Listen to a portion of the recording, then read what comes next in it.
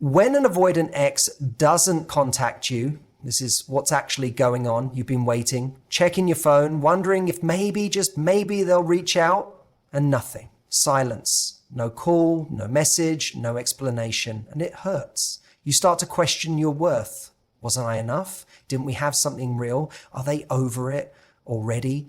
But here's what most people don't understand. When an avoidant ex doesn't contact you, it's not always because they stop caring. It's because contacting you triggers the very thing they fear most: vulnerability. Avoidant people often retreat when emotions get intense. It's not always malicious. It's a defense mechanism, and when the relationship ends, their fear of closeness doesn't magically go away. It just shows up in another form: silence.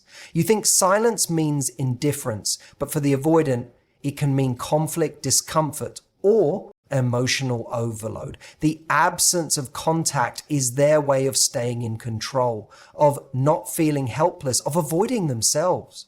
But here's the part that really matters. Your healing cannot wait for someone else's fear to disappear. Waiting for them to reach out only chains you to their emotional limitations. So instead of wondering why they haven't contacted you, ask, why am I making someone else's avoidance my responsibility? Why am I delaying my peace for someone who isn't equipped to offer clarity? When someone doesn't reach out, they're speaking volumes. And the truth is, if they wanted to talk to you, they would have found a way. Avoidant or not, people act on what matters to them. This isn't about blaming them. It's about choosing you. It's about realizing that their silence is your space to rebuild. And every moment you spend waiting is a moment you're not creating something better. So stop waiting, not because you don't care, but because you finally do. Care about your growth. Care about your peace. Care about someone who won't need fear as a reason to disappear. When someone with an avoidant attachment style doesn't contact you after a breakup, it's easy to assume the worst. You might think they never really cared, that the relationship meant more to you than it did to them, or that they've already moved on without a second thought. But that's not always the case. Avoidant individuals experience emotional closeness differently. To them, intimacy often feels overwhelming, and when relationships become emotionally intense, their instinct isn't to lean in, it's to pull away. Not because they don't feel anything, but because feeling too much makes them feel unsafe. Avoidants often grow up in environments where vulnerability wasn't modeled or welcome. As a result, they develop a coping mechanism that revolves around maintaining distance. They equate emotional independence with safety. So when things get close, when the connection deepens or emotions run high, their subconscious belief kicks in. Closeness equals danger. Even after a breakup, those feelings don't disappear. In fact, they can intensify. Reaching out might trigger thoughts like, if I contact them, I'll feel exposed again. Or if I talk to them, it could lead to more emotional confrontation. For an avoidant, silence doesn't necessarily mean peace. It's just a form of emotional self-protection. That silence you're experiencing may not be about you at all. It could be about their inability to process emotional discomfort. Imagine someone feeling sadness, guilt, or longing, but not having the internal tools to deal with those feelings in a healthy way. Instead of reaching out to say, I miss you, or this is hard, an avoidant may shut down completely because they don't know how to express that without feeling completely out of control. They often fear that vulnerability will either trap them or make them feel helpless. So the only solution they know is withdrawal. This can be incredibly painful for the person on the other end, the one who craves clarity, closure, or even just acknowledgement. It creates a cruel paradox. You're left hurting from both the loss of the relationship and the silence that follows, while they're retreating to avoid those same uncomfortable feelings. It's important to understand that avoidant behavior isn't inherently cold or cruel. It's often unconscious and deeply ingrained. But just because their behavior comes from a place of fear doesn't make it any easier for you. The mistake many people make is interpreting that silence as a definitive judgment on their worth. But avoidant silence is rarely about your value. It's about their capacity. They may feel things deeply, but lack the skills or courage to express those feelings. You're not being ignored because you're unlovable. You're being avoided because love feels threatening to someone who equates intimacy with emotional chaos. When you see it through that lens, you begin to realize the silence is more about their internal battle than about your role in their life. Understanding this doesn't take away the pain, but it gives you back your power. It reminds you that their silence says more about their fears than it does about your value. When an avoidant ex chooses not to contact you, it often feels like rejection. The silence can be deafening, and the longer it stretches on, the easier it is to assume they simply don't care. But in many cases, this lack of contact isn't about indifference. It's about control. Avoidant individuals typically need to feel in control of their emotional world. When they're in a relationship, intimacy can feel like it threatens that control, so they pull back to restore a sense of emotional distance. After a breakup, that same pattern continues. Instead of risking vulnerability by reaching out, they maintain silence as a way to protect themselves from emotional unpredictability. This control isn't always conscious. It's not necessarily a manipulative tactic. It's more of an automatic response that's been wired into them through past experiences, possibly from relationships where closeness led to pain or where their needs weren't met in a consistent or safe way. So when the relationship ends, they retreat. Not because they don't feel the loss, but because re-engaging with you might reopen emotional doors they've worked hard to close. Their silence is their way of avoiding emotional risk. And that risk includes losing control over how they feel or how you might respond. Contacting you might invite emotional conversations, confessions of regret, or even the possibility of reconciliation. All of those things can be deeply uncomfortable for someone who avoids emotional intensity. So instead, they stay silent. In doing so, they remain in the driver's seat of their emotional world. They don't have to confront feelings they don't understand or conversations they aren't ready to have. The silence becomes a buffer, a wall that keeps everything at a safe distance. And while it may look like they've moved on effortlessly, the truth is often more complicated. The silence might not mean they're at peace. It might just mean they're trying to maintain a sense of emotional safety. But that's a safety that comes at the cost of genuine connection and resolution. For the person on the receiving end, this can feel cruel. It can feel like you're being punished or erased. But understanding that silence is a mechanism for control can help reframe your perspective. It helps you see that their lack of contact isn't necessarily a reflection of your importance, but rather a reflection of their need to protect themselves from emotional overwhelm. They're choosing control over communication, not because it's the right thing to do, but because it's the only way they know how to cope. When you're dealing with the silence of an avoidant ex, it's tempting to put your healing on pause. You find yourself checking your phone more than usual, replaying old conversations, wondering if they'll come around. This waiting period can become a kind of emotional limbo, a place where you're holding your breath, hoping that the next message or call will give you the closure you crave. But the reality is that the longer you wait for someone who avoids part of the connection with the other person, an emotional engagement, the more you delay your own recovery. Avoidant individuals typically don't process breakups in the same way as others. While you might be eager to talk things through, seek clarity, or find resolution, they may feel overwhelmed by even the thought of that kind of vulnerability. So rather than facing difficult emotions, they disconnect. Their silence is not necessarily calculated, but it serves a purpose for them. It keeps emotional intensity at bay. Meanwhile, you're left wondering what the silence means, often internalizing it as a statement about your worth or the value of the relationship. This dynamic becomes a trap. You begin waiting not just for a text or a call, but for validation, for peace, for something outside yourself to tell you it's okay to move forward. And that's where your power slowly erodes.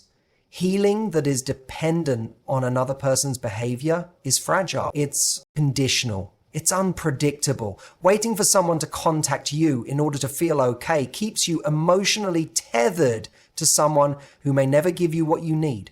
What makes this even more painful is that the silence often leaves room for false hope. You think maybe they just need time, or maybe they'll realize what they lost.